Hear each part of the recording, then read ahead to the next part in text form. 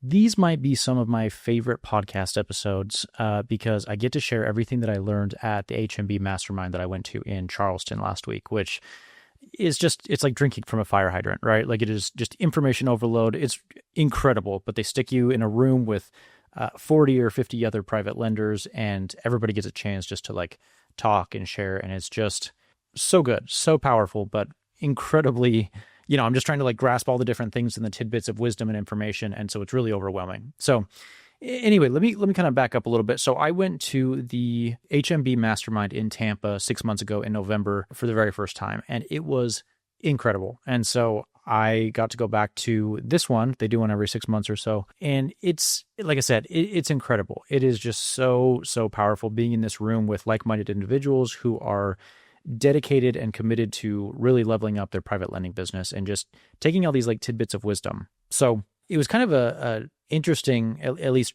travel-wise, it was difficult for me to actually get there. As you know, in past episodes, we talked about how my wife and I recently moved to Arizona from Idaho.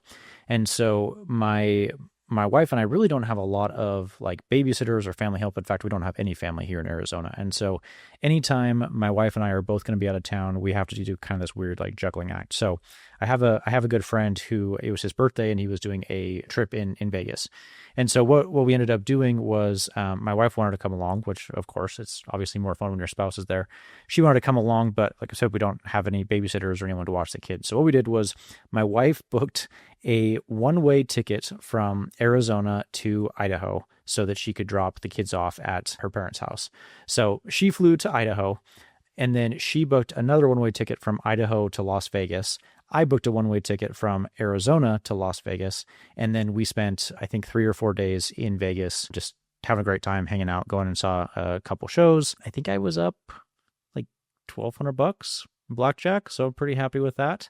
And yeah, it was a great time. So anyway, I left right from Vegas to Charleston. So I booked another flight from Vegas to Charleston, but the problem is that there was like some sort of weather incident. I don't know. There were all sorts of like issues with delays and people missing their connections and stuff like that. So I was supposed to actually arrive a day earlier, but I ended up getting rerouted to DC and I had to spend the night there, and then I got another flight from DC to Charleston. Anyway, we finally made it, but I do feel like traveling has a little bit, I don't know, it affects me more. I don't know if maybe just my body doesn't like it. I don't know. The pressure, I don't know what it is, but I typically like to get wherever I'm going at least a day earlier just so I can kind of chill and relax, get acclimated, kind of get over some motion sickness and whatever, and then get ready for the day. So I was a little bit I don't know, maybe frazzled. I don't know if that's the right word, but I got there just a little bit later than I had hoped to Charleston. But this time we also had my business partner, Quinn. He came to the mastermind event as well. That was awesome. It was good for him to meet everybody. Anyway, had a great time. So the very first night, there's typically a happy hour for the event. Right across the street from the hotel was this really cool rooftop bar. And so everyone the night before, some people kind of got in late, so they didn't make it, but most people were there. Just good food, drinks, hanging out, talking, chatting, meeting everybody. Really good to just rub shoulders with people where it's less focused on lending and just kind of this like camaraderie, get to know everybody. Really, really cool. So like I said, I got to see everybody that I met the first time around, tried to get everybody introduced to Quinn and let him know what's going on with that. And then the next day, Wednesday morning from like 9 until 5, it was just, again, information overload. So Wednesday, Thursday, we hit it hard. Every member of the mastermind has a 30-ish minute time slot to talk about whatever you really want to talk about in your business. And typically the format that people follow are brag, share, ask. So the cool thing is, like I said, the people in this room are doing awesome things. They are big private lenders. They're like curating their business in such a way that may be unique to them, or they might be doing something really cool, or people come from all sorts of backgrounds. Some people might come from a big construction industry or, I don't know, investment banking or something like that in their kind of their former life prior to private lending.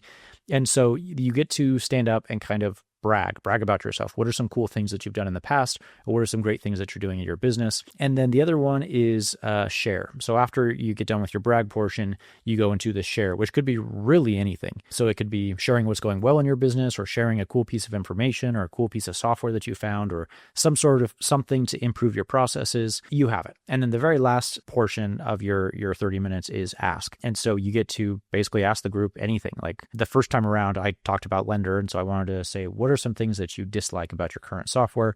This time around, and I'll talk about that in a second, I didn't have much of an ask, mainly because a lot of the questions that I have typically get answered like the first day or the first day and a half. And so by the end of the second day, I wouldn't say dry, but like I said, most of the topics have already been discussed. And so there's not a lot of asks or questions or things like that. I noticed that people have a lot more interaction on the earlier days just because A, everyone's excited, no one's tired, and B, you've just got like all this information that you want to share and ask and pick their brains at. And so anyway, kind of interesting.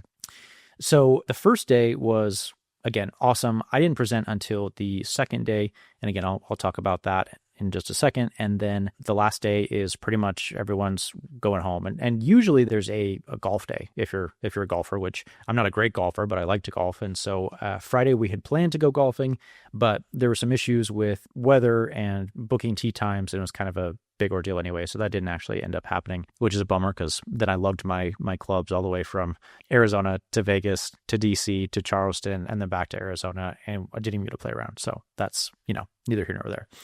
So that's kind of the format. And then really you separate, and that's about it. But like I said, the mastermind is so great. And the one thing I like about it is it's more of a collaboration. It's not a conference. Nobody's selling anything. Nobody's talking down to you. Nobody's really like the leader or the expert or whatever. It's just share. And what can you learn and gain and grow from these different individuals? So that's the format. Let me talk about some of the different pieces that to me were the most valuable or the most noteworthy. And I wrote down a bunch of notes broken down by the individual people. And there were, like I said, so much information, but these are the ones or the pieces that spoke out to me or, stuck out to me the most.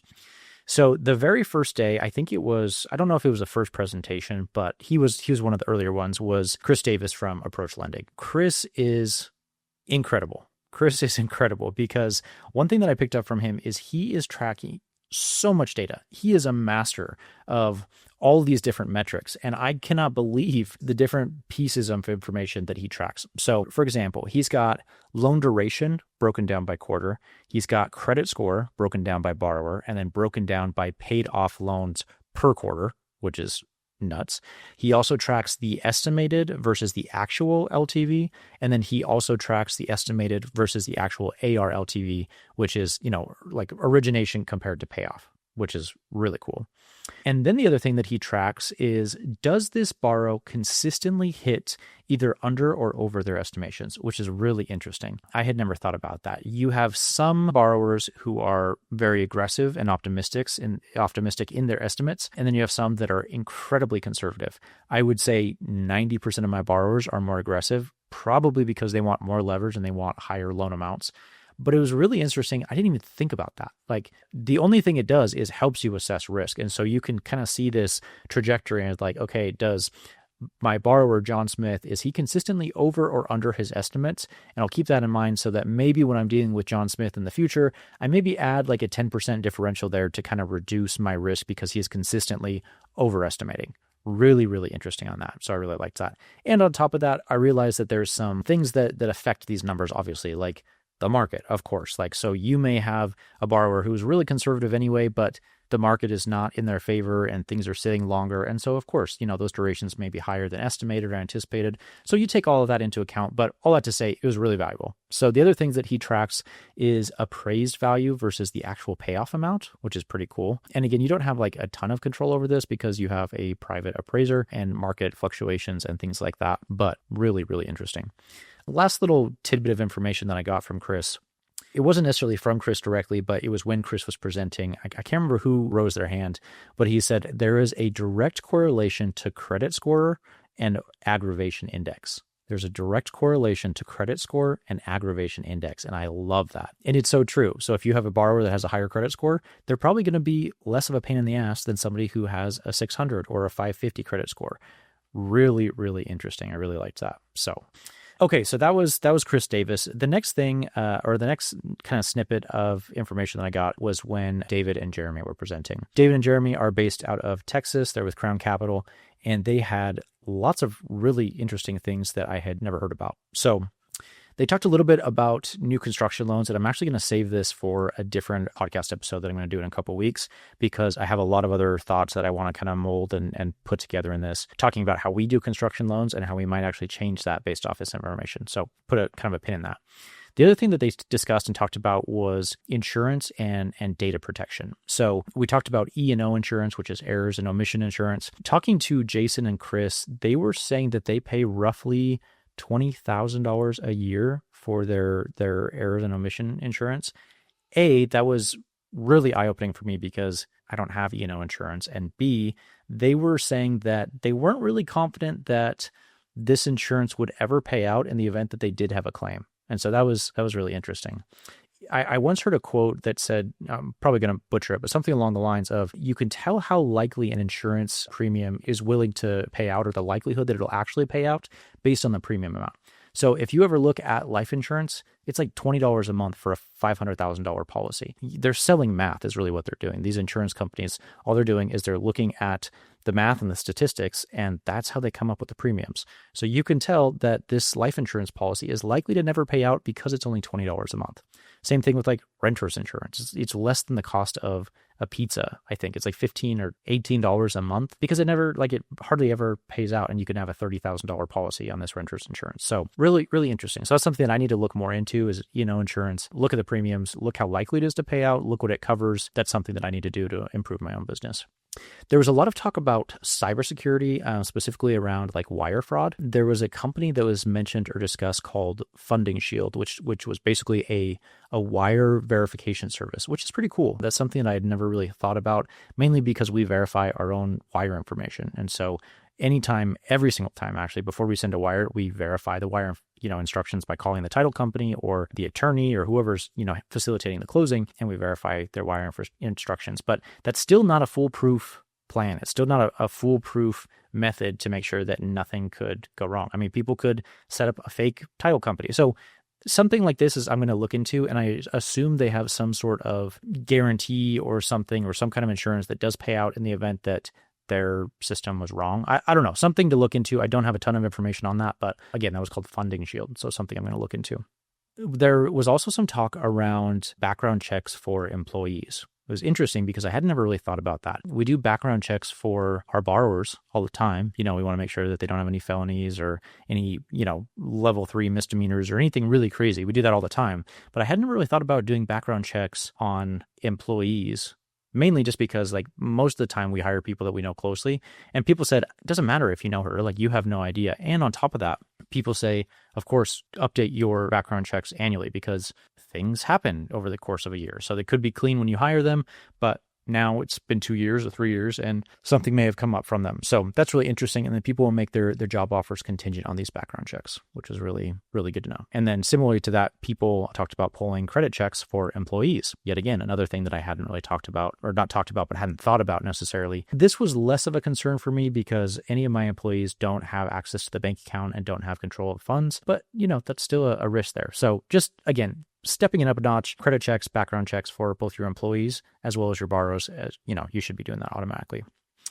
Okay, this was something that, again, I don't really fully comprehend, but this was something that was discussed. But they talked about something that if you have an IRA inside of a fund and then you take leveraged debt inside of the fund, it could trigger something called UBTI, which I have no idea what that is, but they also talked about a way to get around that was to set up like a sub REIT.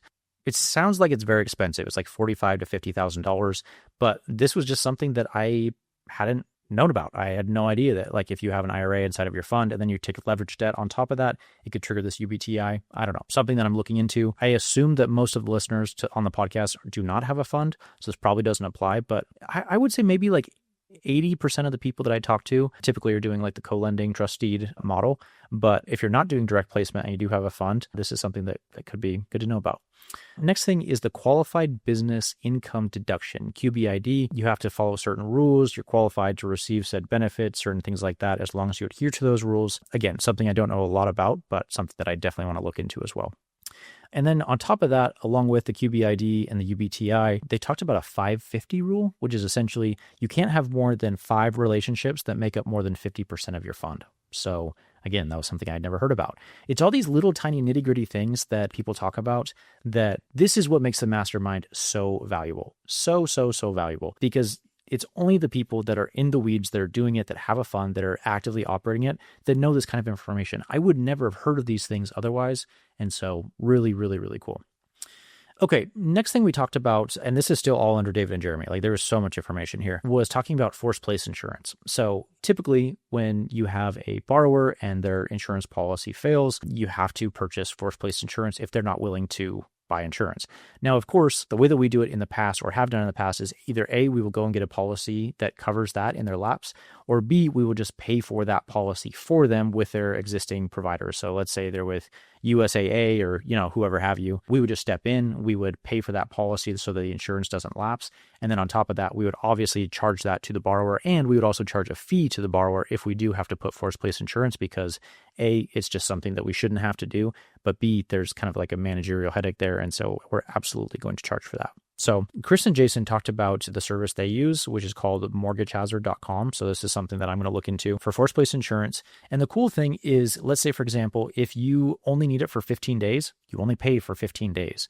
So most of these policies are 6 months policies or annual policies, where this is, you can just put a property on your policy for X number of days, and you only pay for the days in which it's on there. So I'm absolutely signing up for this, mortgagehazard.com, in the event that we do have insurance that lapse and we're not covered. So pretty cool, pretty slick. And then one last thing that they talked about, that is they kind of talked about like the scripting around it and how they share this with their borrowers. So when you have a borrower who is not wanting to re-up their insurance or won't get you an updated insurance policy, what they'll do is they'll have this conversation with the borrower and they'll say, hey, it's more expensive than your standard policy, and we charge you a fee to do it. So it's going to be really expensive. You might as well just re-up your insurance, because it's going to get charged regardless. So basically, do you want to pay more money or do you want to pay less? Less? Cool. Get your insurance in place. And I just love that. It was just so simple. So really cool. Okay, last thing that I'll share with you guys on the podcast is, and again, there's so much. I don't want this episode to be like an hour and a half long, because it would probably take that long to go through everything. But these were kind of the main points that stood out to me. The last thing was, I've got a good friend, Danny Pelosio. He's down in Florida. He talked about this service that he's piloting called Nova Echo, Nova Echo, ECHO. Really interesting. It's a conversational AI company. And basically his thought around this was to have cold outbound calls all done by AI. He said that he had tested a couple different services and a couple different products, but this one felt very authentic, very human-like, not very like robotic. He said the way that the conversations sound, there's very human-like pauses. It just sounds a lot more real and authentic compared to some of these other services. He said it's not 100% there, but it's getting there. And he thinks within the next year or two, it'll be really, really good. So I liked that. So he said that he plans to use this for handling inbound calls to his private lending company, but also for outbound lead calling and qualification, which is really cool. And then they have this option in there too that said there's an ability to transfer a live phone call to a real live human being agent in the event that there's some issue or there's some sort of qualification event. And so like you could say, hey, if this person is not qualified, go ahead and just let AI handle it, because it's going to be a waste of our time anyway. Otherwise, transfer it to a real person because we want to talk with them one-on-one, which was really, really interesting. This might be a little bit above at least where we're at in our private lending company, just because we don't have a ton of outbound calling and a bunch of inbound leads via phone call. As we get there, I 100% plan to do that, but this was still really informational regardless, and I really liked that. The last thing that Danny shared and talked about was, he talked about City BNI Association, which is like your business networking something. I can't remember what the I stood for, but basically it's an approved list in your city of certain vendors. So let's say like, you have a approved handyman or approved plumber, an approved electrician, or an approved whatever. What you can do is you can get on that list and be their like de facto default approved mortgage lender, which was really cool. He says, if you got on that list, you pay a couple $100 a year. And typically there's monthly dues, but also like some like obligations as far as like you have to go to one meeting a quarter because a lot of people show up and you have to be there to represent. But he said that's been really valuable and really cost effective to get get in front of a lot of people for all of these leads. So I thought that was really, really interesting. Where we lend in Idaho, I did look into it. The problem for us, at least, is that we are long distance. We lend in Idaho, but we live in Arizona. I wouldn't be able to make those meetings because you do have to be present and in person to be able to do that. I don't think that's a problem for most of the listeners here, but just something I thought about because it was like a couple $100. And again, if you could be listed on the website as the default mortgage lender, that's going to drive a ton of business to your private lending company. Last little thing that I want to share is there's a guy there, Shane, and he was like, a lot of what he said was way over my head. But he talked a lot about basically local SEO, how to get your website in front of people, how to get your ads in front of people, how to increase your pay-per-click, how to do all of these things. And I think I may someday actually have him be on the podcast talking about like the most common things and issues that he sees all the time with how to increase your pay-per-click. He talks a lot about like map packs, which again, a lot of his stuff was like over my head, but talked about Google Search Console. He talked about all these different things to basically just like increase your presence on the web, both locally and nationally if you want to, and how to use that to generate leads. So valuable. Okay, last thing I want to talk about just really quick is our own presentation. We presented about halfway through the day on the second day. And so I didn't feel like I had a lot of things to brag about or necessarily ask, but I did talk about how we've been able to raise capital on social media. And I think it was valuable for the team or the mastermind group, just because a lot of people are not raising capital off social media. And that's kind of been our secret sauce. That's what we've used a lot to raise capital. And I think a lot of people think that it's difficult to do, or it's very time consuming or very laborious or whatever. I feel like I've built out some systems and processes in such a way to do that so that it really doesn't take that much time. Typically 20 to 30 minutes per day. Anyway, so I'm actually going to save that for another episode next week because I want to go over everything in detail. And I'm basically just going to break down and show the slide deck that I use for the group and share that with everybody because I think that would be really valuable. But stay tuned for that because that's going to be, probably closer to an hour long episode. And I want to make sure that, we get all the little nitty gritty details for that. So like I said, it was such a powerful event. Holy cow. I cannot even tell you, just every single time I go to these, my mind is blown. I learned so much. There's another one in 6 months. I 100% plan on being there. I don't know where that's at yet, but I will certainly have a follow-up episode as soon as we do that. So like I said, stick around for next week's episode talking about how we raise capital using social media. I think that will be very beneficial. I'll have lots of nuggets for you. But until then, thanks for listening. See ya.